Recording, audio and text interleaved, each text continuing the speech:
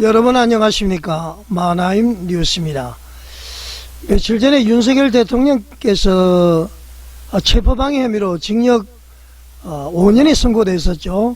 서울중앙지방법원 형사 35부 백대현 부장판사죠. 기소될 때만 하더라도 이제 그 대부분 보수 우파 유튜버들이 말이죠, 백대현 판사가 상당히 합리적이고 보수 재판관이다, 좋은 결과가 있을 것이다, 이렇게 해서 희망 고문을 했었죠. 결국은 이제 희망 고문이죠. 완전히 예상과 빗나가고 말이죠. 반성의 여지가 없다, 잘못을 뉘우치지 못한다, 이렇게 해서 아주 질타를 했습니다. 그런데 오늘 보도를 보신 것과 같이 3일 만에 윤석열 전 대통령이 항소를 했습니다. 관련 포토뉴스를 한번 보겠죠. 자, 연합뉴스 속보가 떴는데요. 속보가 좀 지금은 많이 지났죠. 오후 한 4시쯤이 됐는데, 윤석열 대통령 측 징역 5년 체포방해 사건 항소장을 제출했다, 이런 제목으로 이제 기사가 떴죠. 여기 보면 이제 변호사님들이 계시죠. 내용을 보게 되면은 윤석열 전 대통령이 체포방해 사건 1심에서 징역 5년을 선고받은 것과 관련해서 윤 전 대통령 변호인단, 왼쪽부터 말이죠, 이분이 아마 유정화 변호사, 송진호 변호사, 최주 변호사가 19일 서울 서초구 라이프 비즈니스 센터에서 기자회견을 하고 있다. 기자회견을 하면서 이제 항소장을 제출하는 그런 기자회견이었던 것 같습니다. 자, 여러분, 윤석열 전 대통령의 항소 어떻게 생각하십니까? 당연히 해야 되겠죠. 사실은 너무나 안타깝습니다. 전 대통령이죠. 그런데 좀 안타까운데요. 제가 볼 때는 그 윤석열 전 대통령이나 변호인들이 수고를 많이 했습니다. 그렇지만 제가 또 이런 얘기를 하면은 여러분들이 저에게 아마 돌팔매를 할지는 모르겠습니다만은 할 얘기는 해야 되겠다, 그래야만이 정상화가 될 것 같다, 그래서 제가 말씀을 드리겠습니다. 자, 윤 전 대통령은 말이죠, 1심처럼 이렇게 대응을 하면은 2심에서도 희망이 없습니다. 3심에도 희망이 없을 것 같습니다. 부디 1심처럼 말이죠, 변호인단은 열심히 변론을 하는데 윤석열 대통령의 어떤 대응이 좀 부족하지 않았나, 저는 그렇게 생각을 합니다. 자, 제가 왜 그렇게 이야기를 할까요? 윤석열 대통령의 체포방해 혐의 재판에서 말이죠, 최후 진술 한번 들어보시겠습니다. 여러분, 피고인 최후 진술하겠습니다. 예, 피고인 일어서십시오. 예, 혹시 발언이 좀 길어지실 예정이면 앉아서 하셔도 됩니다. 제가 좀 날짜 이렇게 좀 적어와가지고요. 네. 예, 진술하십시오.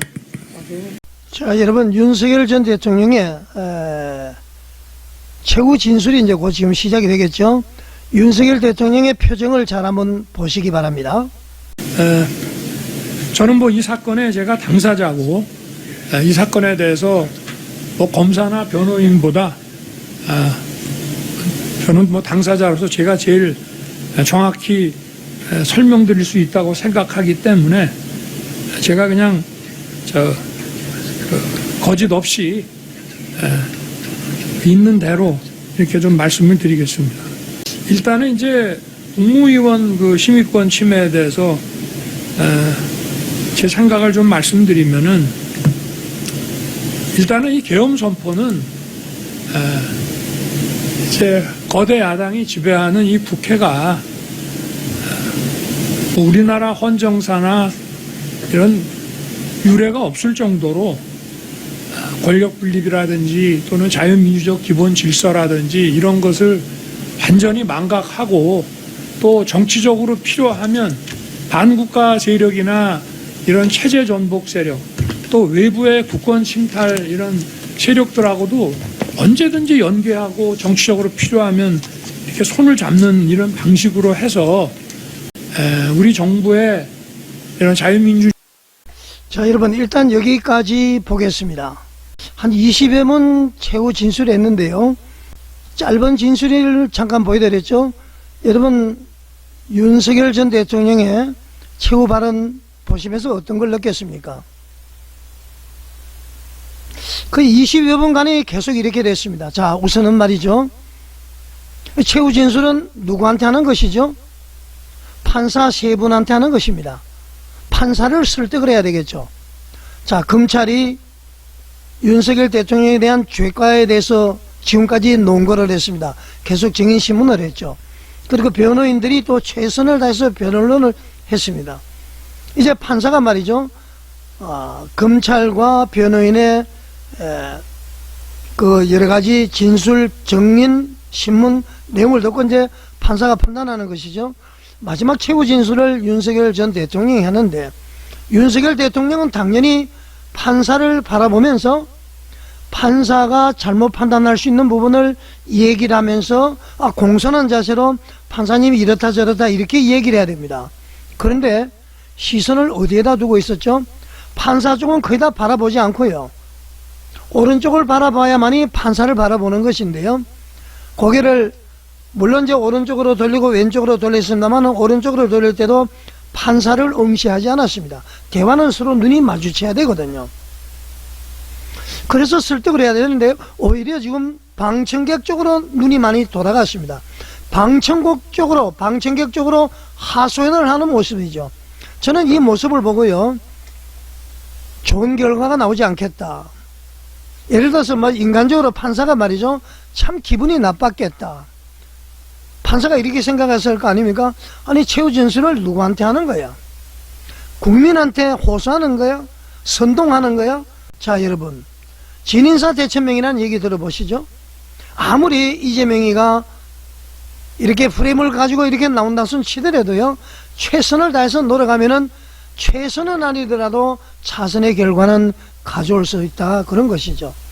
그래서 이제 부디 고등법원에서는 변호사인들이 아마 열심히 노력을 하고요, 저는 그런 모습을 봤습니다.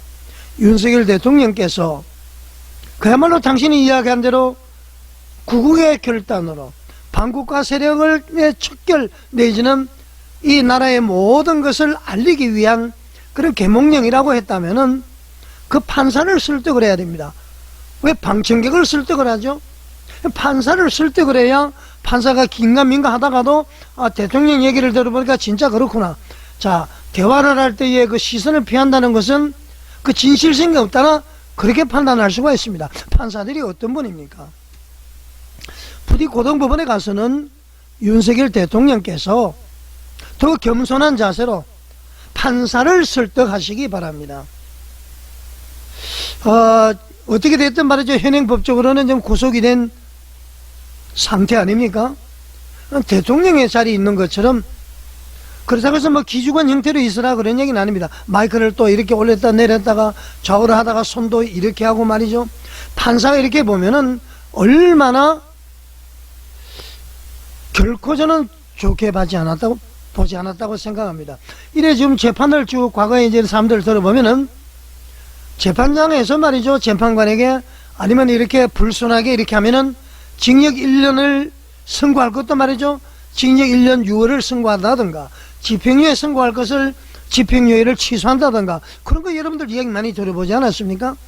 1심 재판 때의 윤석열 대통령의 모습은 완전히 잘못된 것이다, 저는 그렇게 생각을 합니다. 제가 이렇게 생각하면은 윤 대통령을 지지하는 사람은 뭐 저렇게 건방지게 하느냐 그러지는 모르겠습니다만은 살아남기 위해서 재판의 모든 것을 정확하게, 절대로 고등법원에서는 그렇게 해서는 되지 않는다는 것을 제가 말씀드리겠습니다.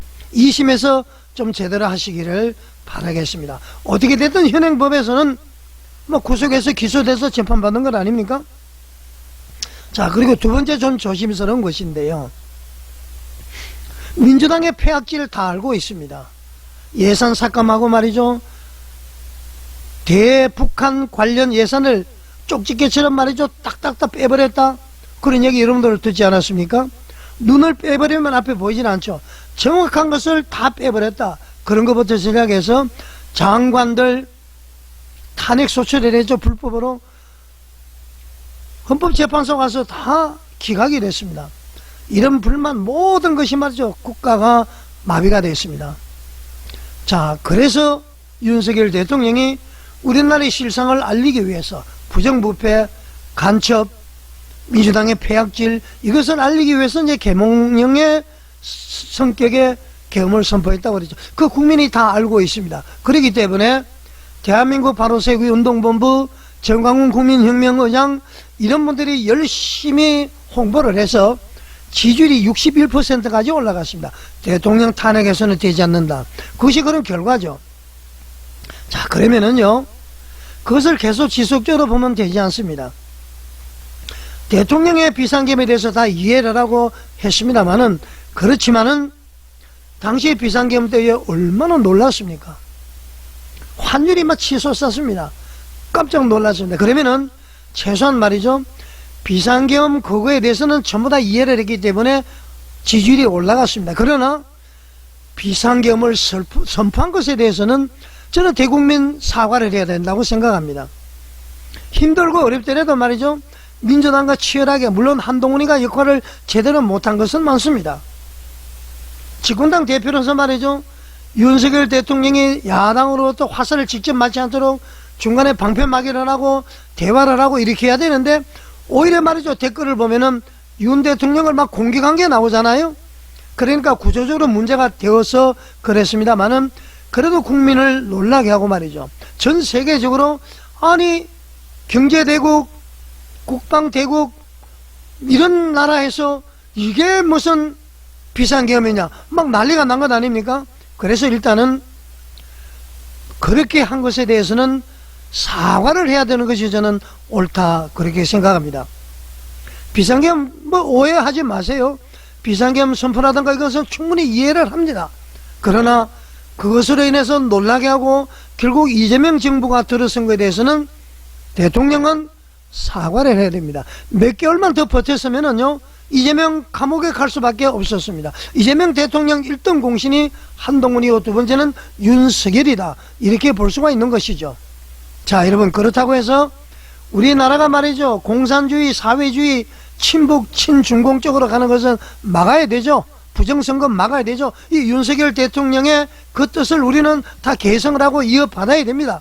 그렇지만은 지혜롭지 못하게 비상계엄 선포해서 국민들에게 고통을 주고 이재명 정부가 출범한 것에 대해서는 사과를 해야 된다, 그렇게 생각합니다.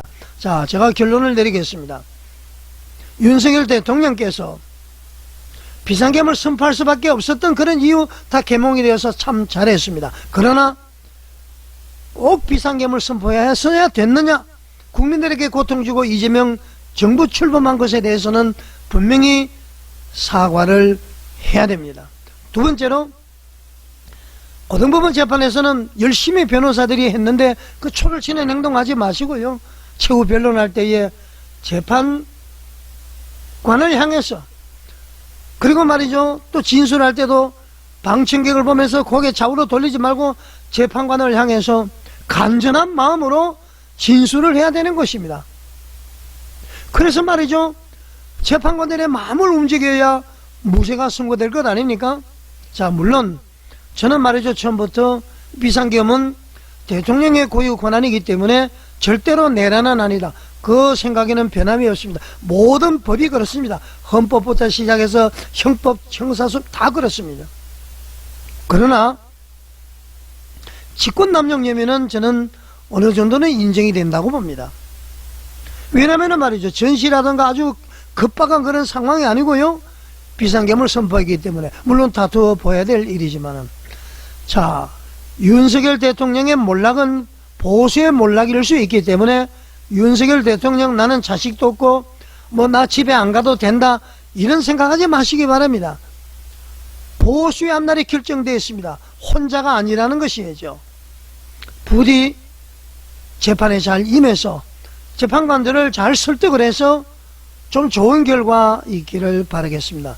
자, 여러분, 마이나임 뉴스의 얘기가 옳다고 생각되면은 댓글로 여러분의 의견을 남겨주시고 구독, 좋아요, 알림 설정 해주시기 바랍니다. 시청해 주셔서 감사드립니다.